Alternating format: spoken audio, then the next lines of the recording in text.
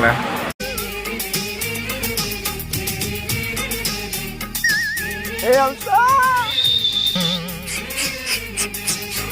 Maria hello உங்க செடி வா அம்சா நீதான் பயங்கரமா பாடுவடா அம்சா ஒண்ணு பாடு இல்ல ஆடுறா ఇక్కడ ஆர் ஆர் ஆர் ஆர்சிபி